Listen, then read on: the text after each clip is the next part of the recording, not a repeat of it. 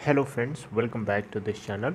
दोस्तों, इस वीडियो में हम लोग रिलायंस कम्युनिकेशन लिमिटेड के पॉइंट ऑफ व्यू से बात करेंगे अनिल अंबानी के ऊपर। लेकिन शुरू करें उससे पहले आपसे रिक्वेस्ट करना चाहूँगा, अगर आप इस चैनल को फर्स्ट टाइम देख रहे हैं तो सब्सक्राइब करके बेल आइकन को हिट कर लीजिए ताकि आपको वीडियोज़ की नोटिफिकेशन मिलती रहे और आप सबसे पहले देख पाएंगे।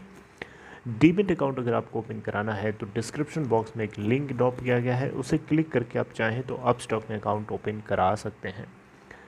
तो दोस्तों, हम लोग रिलायंस कम्युनिकेशन लिमिटेड के लिए देखिएगा, कल 22 जून 2021 को आपने अगर नोटिस किया हो तो ये ओपन हुआ था 4.65 के ऊपर, जो कि एनएससी के ऊपर का ये प्राइस बैंड है, अपर प्राइस बैंड था। और लोअर प्राइस बैंड हालांकि 4.25 का लगा था, लेकिन वहाँ पे किसी ने वहाँ तक पहुँचा ही नहीं। और 4.65 यानी लगभग 5% का यहाँ पर सर्किट लग गया था, एनएससी पे लगा हुआ था। 22,98,827 शेयर्स ट्रेड किए गए, जहाँ पे डिलीवरी 77.15% की है। वीएससी के ऊपर देखें तो 1,52,57,851 शेयर्स ट्रेड किए गए, जहाँ पे डिलीवरी है 51.61%। अगर आप देखें तो इसने इंट्राडे में हाई बनाया है 5.11 का और लो बनाया था 4.95 का आफ्टर ओपनिंग 5.11। यानी देख सकते हैं यहाँ पे 5.11 का अपर सर्किट लगा है, जो कि 24 पैसे का गैप है। अब देख सकते हैं लास्ट क्लोजिंग प्राइस 4.87 के कंपेयर में। इसके अलावा एनएससी और बीएससी के प्राइस डिफरेंस में अगर आप देखें तो बहुत ज़्यादा डिफरेंस है। एनएससी पे 4.65 तो बीएससी पे 5.11। आप देख सकते हैं 35 से 36.46 पैसे का गैप है। मार्केट कैप देखें तो इस कंपनी की बढ़ करके 1413.19 करोड़ रुपए हो चुकी है। और एनएससी के ऊपर देखें तो 1285.97 करोड़ रुपए है। रिटर्न प्रोफाइल आपसे डिस्कस मैं नहीं कर रहा हूँ, क्योंकि मैं आपके साथ में जनरली बात करता रहता हूँ, तो इस बार नहीं। देखिए, रिलायंस कम्युनिकेशन लिमिटेड को लेकर के स्पेशली अनिल अंबानी से ओरिएंटेड मैं कुछ बातें जो है करना चाहता हूँ आपसे। लेकिन इसके अलावा मैं आपको एक चीज़ और बताना चाहूँगा, डिलीवरी परसेंटेज कंबाइन क्या है, ज़रा देखते हैं एनएससी बीएससी दोनों का मिला करके। आप देखिएगा यहाँ पे कल यानी 22 जून की डिलीवरी यहाँ अपलोडेड है। आप देखिए, सबसे ज़्यादा डिलीवरी हमें देखने को मिली थी 21 जून 2021 को 77.2%, देख सकते हैं। उसके बाद कल 22 जून को 72.8% की डिलीवरी कंबाइंड बेसिस पे हमें देखने को मिली, और देख सकते हैं 4.70 क्लोजिंग प्राइस है। तो देखिए, यहाँ पे मैं जो बात कर रहा हूँ आपसे, देखिए रिलायंस कम्युनिकेशन लिमिटेड को आज भले इतनी कमज़ोर हो चुकी हो, इतना गिर चुकी हो, और इसके साथ कोई नहीं खड़ा है, इस कंपनी के साथ बहुत दुनिया भर की नेगेटिविटी आपके दिमाग में आती रहती है। अभी तो इस समय आपको जो पॉजिटिविटी दिख रही है, कहीं ना कहीं रिलायंस जियो के एक बार बस नाम ले लेने से इतना आपको दिख रहा है। अगर थोड़ी मदद अगर आ जाए तो फिर ये कंपनी उड़ जाएगी, आप पकड़ ही नहीं पाएंगे। समझ रहे हैं?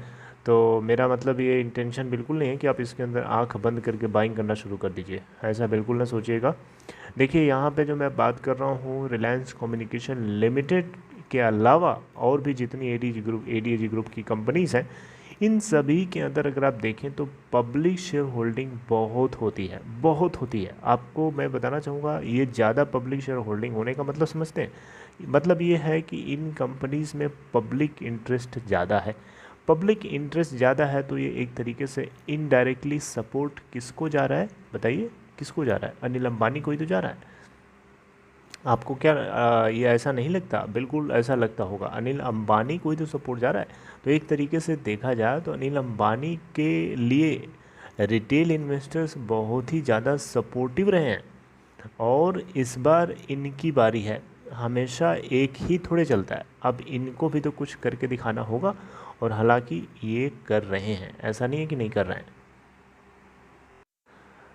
अब आर कॉम की मैं स्पेसिफिकली बात करूं तो देखिएगा, ये ग्रे कलर का जो पाई चार्ट आपको दिख रहा है, इसमें ग्रे कलर का जो सेक्टर दिख रहा है, इसमें 89.16% होल्डिंग, लगभग 90% होल्डिंग पब्लिक के पास है। अब ये पब्लिक को बेवकूफ़ बना के लोगों ने दिया है या जैसे भी दिया हो, लेकिन पब्लिक का पैसा लगा है यहाँ पे 90% इस कंपनी में। इसके अलावा बाकी भी ADH ग्रुप की कंपनीज़ में भी आप जाके देख सकते हैं, एग्जाम्पल के लिए एक ही काफ़ी है। अगर आप इसमें पब्लिक शेयर होल्डिंग की बात करिएगा तो मैं आपको बता देता हूँ। देखिए, पब्लिक होल्डिंग वाले सेक्शन में हम लोग जाएंगे और देखेंगे, आप देख सकते हैं यहाँ पे पब्लिक शेयर होल्डिंग में आपको मैं लेके आया हूँ और आपको बताना चाहूँगा। आप ये देख सकते हैं, individual share capital in excess of ₹2 lakhs, आप ये देख सकते हैं। और नंबर ऑफ़ होल्डर्स देखिएगा, ये आपको 1 by 1 दिखाया जा रहा है। देखिए, मैं आपको बता रहा हूँ, आप थोड़े से देख लीजिए। देखिए, 2 लाख रुपए से ज़्यादा इंडिविजुअल, ऐसे इंडिविजुअल्स जिनका पैसा इस कंपनी में 2 लाख रुपए या उससे ज़्यादा लगा है, ऐसे लोग कितने हैं आपको बता रहा हूँ, 7265 लोग ऐसे हैं, ठीक है। और इसके अलावा ऐसे लोग ऐसे लोगों की होल्डिंग यहाँ 36.02% है। Individual share capital up to ₹2 lakhs, up to ₹2 lakhs यानी 2 लाख रुपए तक जिनका पैसा लगा है, ऐसे लोग कितने हैं आप देखिए यहाँ पे देख सकते हैं। 1 10 100,000 10 लाख 10 लाख 13,07,358 लोग हैं, है ना। इसके अलावा आप देखें यहाँ पे तो एनी अदर में अलग अलग ये परसेंटेज स्टेक है, इस तरीके से अलग अलग लोग लगे हुए हैं यहाँ पे। इसके अलावा NBFC रजिस्टर विद RBI, यहाँ पे भी 9 लोग हैं। तो बहरहाल अगर आप देखें तो अलग अलग तरीके से यहाँ पे पब्लिक शेयर होल्डिंग बहुत ज़्यादा है, और बहुत ज़्यादा का मतलब कि बहुत ज़्यादा सपोर्ट है। तो कहीं ना कहीं ये अनिल अंबानी के ऊपर प्रेशर भी क्रिएट करता है कि अनिल अंबानी क्या बैक में क्या दे रहे हैं। मतलब ये है कि अगर आपको कोई मदद कर रहा है तो आपकी भी तो जिम्मेदारी बनती है कि आप भी उस मदद को समझिए, उसकी रिस्पेक्ट को समझिए, और आप भी उसको ज़रूरत पड़े तो मदद करिए, यही होता है ना। तो मेरे हिसाब से अनिल अंबानी को अब इनकी बारी आ गई है कि ये अपने पब्लिक शेयर होल्डर्स को अवॉइड करें, और हालांकि कर भी रहे हैं, कोशिश कर रहे हैं। कंपनी जो है अनिल अंबानी की, जो इनकी कोर कंपनी है जिनका नाम है रिलायंस इंफ्रास्ट्रक्चर लिमिटेड, तो अपने डेट को रिड्यूस करने के लिए बहुत सारे एफर्ट लगा रही है। आपको मैंने एक सेपरेट वीडियो के जरिए आप जाके देख सकते हैं चैनल पे, रिलायंस इंफ्रास्ट्रक्चर लिमिटेड को लेकर के मैंने एक अपडेट किया है, जहाँ पे क्यूब हाईवे थे ये बातचीत कर रहे हैं अपने 4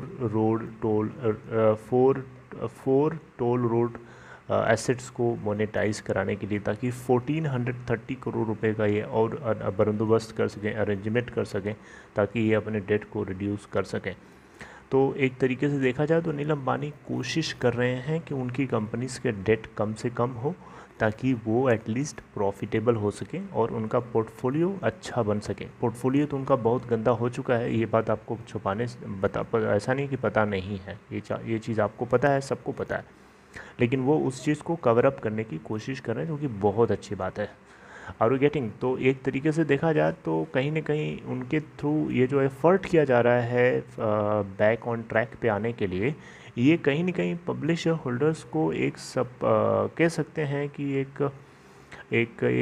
एक अवार्ड ही तो है एक तरीके से, एक आप बोल सकते हैं कि रिवॉर्ड पॉइंट है एक तरीके से। अच्छी बात है कि ये एक ग्रोथ के ट्रैक पे आएँ, अपनी अपनी कंपनीज़ को अच्छे से चलाएँ, और ऑलमोस्ट देखें तो इनकी सारी कंपनीज़ में सब कुछ इस समय सही चल रहा है। अगर सब कुछ ऐसे ही चलता रहा तो डेफिनेटली ये बहुत ही अच्छी बात होगी पब्लिक शेयर होल्डर के लिए।